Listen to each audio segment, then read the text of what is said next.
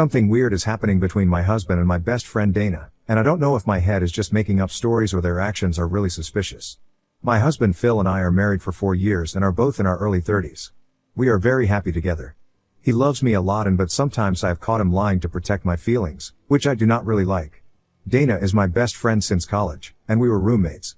Just to give some background about Dana, she was in a long-term relationship with her boyfriend for 3 years, but they broke up last year. He was also very insecure about Dana and was very controlling about who Dana hangs out with. Dana's boyfriend was really jealous of Phil for some reason, and they would avoid hanging out with us. However, since the breakup, Dana and I have gotten closer and spend a lot of time shopping, going out to restaurants, etc. Phil also loves to tag along with us occasionally, but not always. Phil and Dana also get along well, and Dana has told me that if I find another Phil, I need to set up a blind date between them ASAP. 1 month ago, Phil, Dana and I had planned to go to a concert in our town. Phil was really excited as it was one of his favorite bands. I started feeling unwell the morning of the concert and just wanted to rest. Phil was disappointed but told me that we can offer our tickets to our friends, and we can see the band some other time. I didn't really want to spoil it for him, so I called few of my friends and my friend Jess, mutual friend with Dana, was happy to go to the concert in my place. Phil still wanted to cancel, but I insisted he went as I would have felt bad if he missed the concert. They all went together and enjoyed the concert. Phil kept on sending me photos all through the night. The concert ended at 11 p.m., but I slept before that due to my medication. When I woke up in the morning, I was alone in the bed. I quickly checked my messages and Phil's last message was at 11 p.m., saying they are leaving the concert, and he should be home soon after dropping Dana. I went to the living room, and Phil was sleeping on the sofa in the same clothes he wore to the concert. I waited for him to get up. I asked him about the night and when he returned home. He said that he came back home between 2 to 3 a.m. He said that there were multiple accidents outside the concert venue, and the traffic was horrible. He said he dropped Dana at her place and came home directly. I asked him why he was sleeping on sofa, and he told me that he did not want to disturb me, and also was too tired to change out of his clothes. Phil had some glitter on his clothes, but that was from dancing in the crowd at the concert. So, he just crashed on the sofa and slept immediately. It seemed plausible, and Dana also confirmed the story. However, the weird behavior started after this night. Firstly, Phil stopped tagging along with me when I was hanging out with Dana. He would come up with the most unbelievable reasons to avoid going out with me when Dana was there. Phil has also been a bit aloof with me since that night, and I have noticed him spending a lot more time in his home office playing video games at night, instead of coming to bed. 2 weeks ago, I invited Dana to our house for drinks after we went out for shopping, and she also started giving reasons to avoid coming to our place. Dana has not visited our place since that day. The only time Phil and Dana saw each other was during a house party at my friend's place last weekend. I was observing their behavior, and they both were avoiding each other. I asked Phil about why he is avoiding Dana, and he said that it's just in my imagination. Dana also said the same, but then starts giving me bullshit reasons for not coming over to our apartment. I feel in my gut that their behavior is suspicious, but I am not sure if it's just my insecurity. How do I know what is going on? I have gone through Phil's phone multiple times, but the only messages between him and Dana are very sparse, and there are no messages since that night. I feel something happened between them that night, and both are just avoiding answering even the basic questions about why they are avoiding each other. Am I the op for assuming the worst? I really do not want to come off as insecure, but it is killing me from inside. Comments where op has replied, Notic 666, NTA. Something for sure happened. Only question is exactly what. From what you said about her ex never liking him and her asking you to set up a date with another version of him that she may have always had a thing for him. Maybe she was drunk and she went for it. If you cannot find out on your own due to lack of evidence, you need to sit them both down together and confront them both and demand the truth. Oop, I also want to do that. But I feel that if I'm wrong, not only would I lose a friend, but Phil is also going to be upset that I'm accusing him of something horrible. I just feel in my gut that things smell funky, but I am too scared to open the Pandora's box. Lopsided Aoli 9476, have you asked your other friend about that night and see if she knows anything about their strange behavior towards each other? You should confront them either way.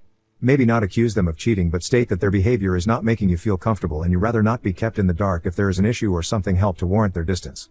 Oop, I talked to Jess but didn't directly ask her about any suspicious behaviors. She told me that they all had a fun time. She took the train home, while Phil and Dana went to the parking lot after the concert. Few_safe_3700, something happened. Only question is what. It could be what you fear and they did something together or one of them tried and the other one said no, or might be something else but definitely something that made their relation weird. Oop, one of the reasons I'm also very concerned is because Phil came home really late.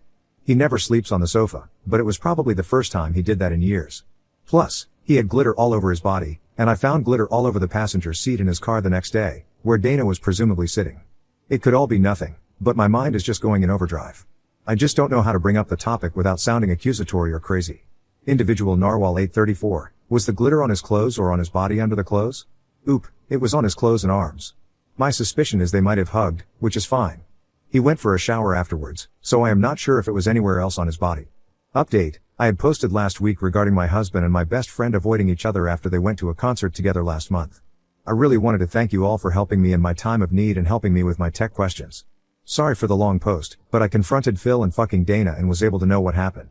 I was briefly able to get access to Phil's phone last Friday night. I did not have time to retrieve any deleted messages. However, thanks to someone's idea, I opened his camera gallery and went through the photos he took that night. One important thing that jumped out was Dana's outfit.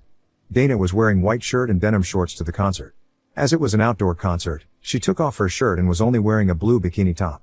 She had some glittering fake tattoos on her shoulder and back. By the end of night, she was again wearing her shirt. So, for the glitter to be on Phil's car seat and his clothes, Dana had to have taken her shirt off in the car. I was so angry and could not keep my cool anymore. I went and confronted Phil. He immediately broke down and started apologizing to me. He said that it was his fault that he took it too far and was feeling very guilty all month. He said that he did not want to tell me because I would have been very upset, and he just wanted to forget it. I told him to tell me what happened in detail, and he did. He told me that Dana and Jess both got drunk during the concert. Phil had to hold Dana while taking her to the car. Dana slept in the car for an hour, while Phil was driving. When she got up, she started playing music and singing loudly. At one point, she told Phil that it is hot in the car, and before he could lower the AC temperature, she took off her shirt. Phil said he was very uncomfortable at this point and asked Dana if it's okay he drives to our house and she could sleep in the guest room, as her apartment would have added another 30 minutes to the drive. She insisted that she wanted to go home, so Phil took her home. As she got out, she asked Phil if he could walk her back to her apartment as she still felt tipsy. After she opened the apartment door, she hugged Phil and said, "Thank you." Phil said that he was sorry that the hug lingered too long, and they had a moment.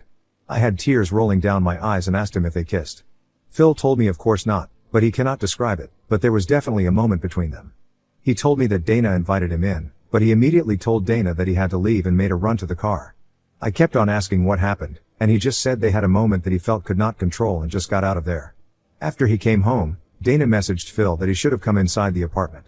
Phil kept on telling Dana that it was an accident, and to forget about it. But Dana kept on asking Phil if he is attracted to her and if he had a good time. Phil told Dana that he is not attracted to her and never will be and told her to not tell me about it. She agreed, and he deleted all the messages. He said that he sat on the sofa because they were messaging each other for a long time, and he did not want to hear it. I asked him if he could retrieve the messages, and he told me he deleted them and also cleaned all his archive and sent messages. He just wanted to forget the incident ever happened. I showed him my post and thanks to a comment, we went to find the messages on the SD card. Phil was right and the messages were the same as what Phil described. I am still very mad at Phil for not telling me about it in first place. This is where it got super weird. I invited Dana for brunch yesterday and met her. I told her that I talked to Phil, and he confessed to everything that happened night during the concert. I asked her I wanted to give her a chance to tell her side of the story. Dana immediately became defensive. The story was the same until they got to her apartment building. Dana said that she opened her apartment door, she gave Phil a long hug for a great evening. She said they could feel Phil wanted more but nothing happened beyond that. I asked her why she invited him inside the apartment. She told me that she wanted to offer him some water and snack as he was driving for a long time. I said that it's a really bitch move to invite my husband in her apartment at 1 a.m. at night, when she felt he wanted more from her than a hug. She said that I was just being jealous and crazy. We started arguing and she blurted out that she was not the one popping boners during the hug. I told her she is never going to see Phil again in her life, and our friendship is done. She started shouting that she knows Phil loves her and he does not act on it because of me. She went on about how I'm always complaining about Phil and do not deserve him.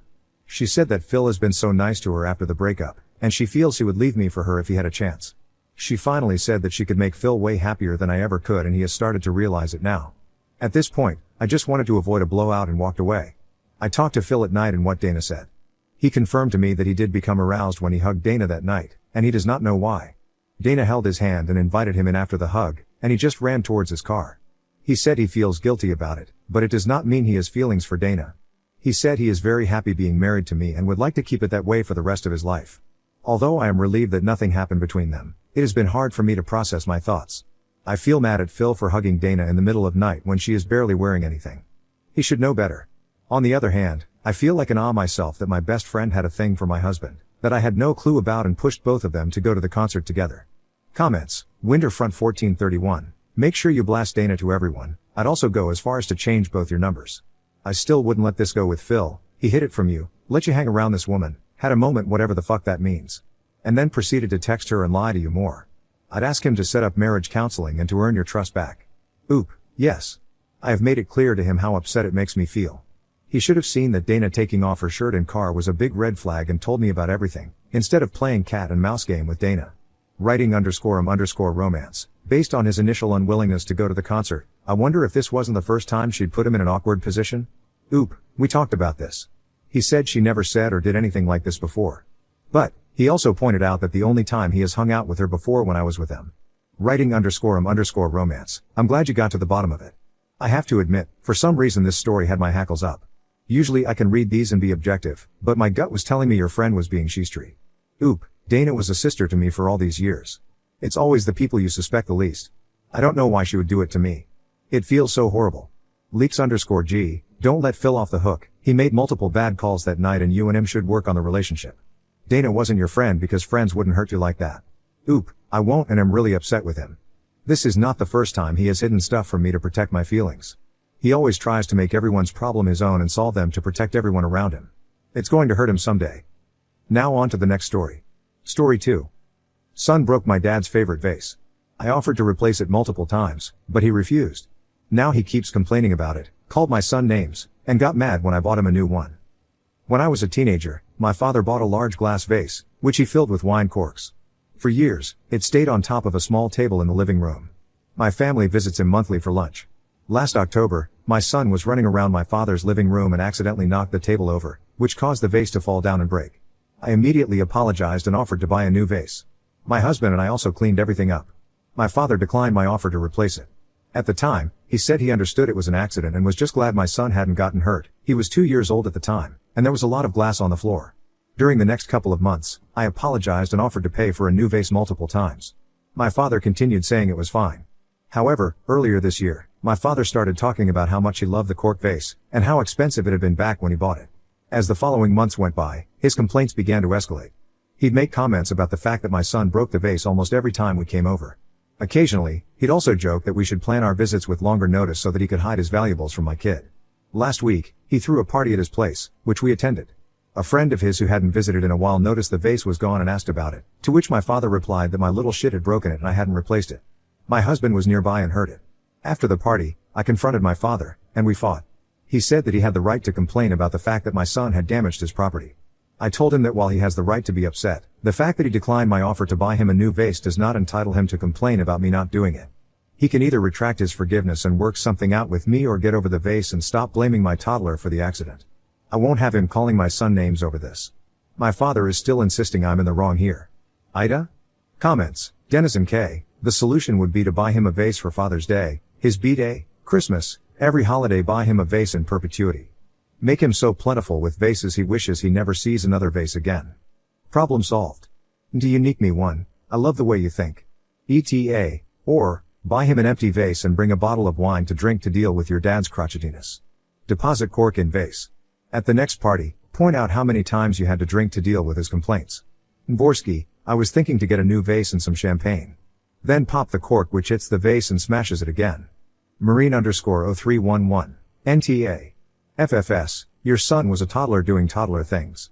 Your dad should have toddler-proofed the house. You offered to pay for a new vase, he declined, he can STFU about it. I always thought collecting and displaying wine corks was bizarre. Hey, look at how much I drink, everyone. One small bean, I think it depends on how you do it. My in-laws pop a bottle of champagne at momentous occasions, big birthdays, anniversaries, graduations. They keep the cork and write the occasion on it. I think it's a nice way of seeing all the causes for celebration that they've had over the years. Far_nefariousness 773, I wasn't allowed to run around in others' homes. I blame the parents and your father for complaining. Also, why wouldn't you just buy a new vase anyways? My dog broke my dad's glass water bottle. It was a special bottle that cost him $100. He said don't worry about it. Since he had it on the edge of the couch and all my pup did was walk by. I literally found the same bottle and shipped it to his home. He was super happy, although he said he didn't need another. When my friends come over we go to a park so the kids can run. At my grandma's house if the kids want to play, we sit on the porch. Children should learn boundaries of where to run and not to run. He's a toddler, so he should have had some toys or took him outside. I can't imagine allowing my child to run around my dad's house. He has a lot of glass. He's wrong for complaining, but you also should have just replaced it. Space Ace case. This. Her kid broke it, why would she not just replace it? What's this BS about asking if she had to? A sane person would just replace it. Far_nefariousness 773, right, and even if he said no. Once I heard him complain once, I would have replaced it. That way if he did complain, I could immediately ask him about the one I replaced. Oop, commenting here because this is the most voted comment about this subject. I understand the assumption that I allow my toddler to freely run around people's homes. That is not the case. In this specific situation, my son started running around seconds before the accident happened. I just wasn't quick enough to stop him. In subsequent visits, to anyone, including my father, my husband and I have managed to stop him sooner. My son is generally a quiet kid, so this behavior isn't that common. Also, I offered to replace the vase more than once that day. He said no, so I didn't buy one. After that refusal, I had no reason to believe my father still wanted me to replace the vase. If someone gave me a similar offer and I declined, I would not expect them to go through with it, nor would I blame them for not doing so. In response to a deleted comment, Oop explains why this has become a problem now. I haven't mentioned the vase in months. My father is the only one doing so.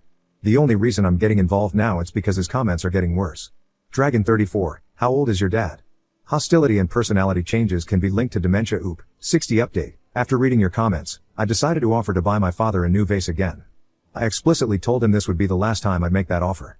If he said no and continued to complain about it, he wouldn't be allowed to see my son until he'd calmed down. He eventually agreed. The store he bought the original vase from does not exist anymore, so I started doing some research. I found one I thought was very similar at a furniture store near my place. I'd bought vases from them before, so I knew they had great quality. On Saturday, we went on our monthly lunch at my father's place, and took the opportunity to give him the new vase. He seemed grateful at the time, and had a cute moment with my son as they filled it up with the corks. I thought this was done. But the next day, my father called me. He had looked up the new vase online and noticed it was less expensive than he expected. Then he asked, "Are you sure this is the best you could find?" That's when I said screw it. I'm done with his passive aggressiveness.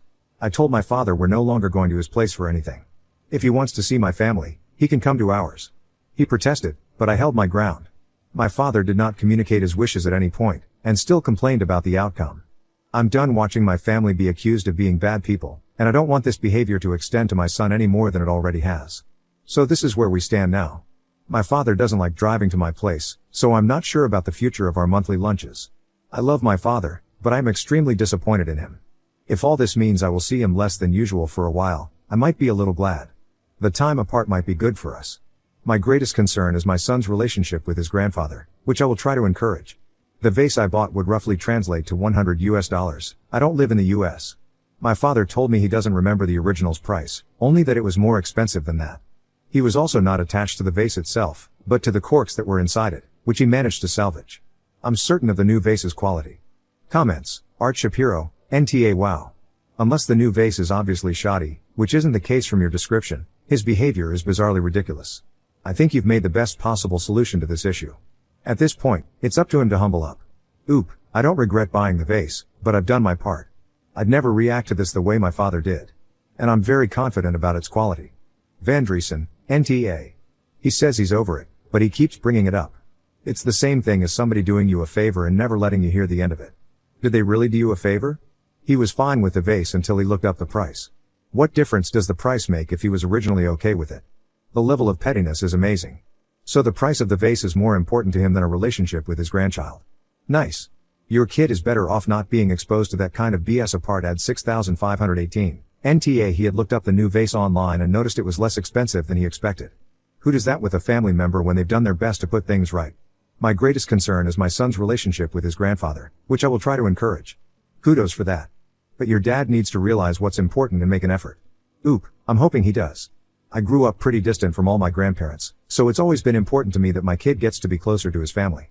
That said, I'm very well aware that it's my father's responsibility to make an actual effort here. Wienerald, please make sure your son doesn't become the butt of grandpa's "here's the little shit who breaks things" jokes. A funny family story can leave a permanent imprint on the target. Apprehensive Yak 7741. This gives me flashbacks of how I was made to feel horrible for losing the pitch pipe that came with my great-grandfather's violin.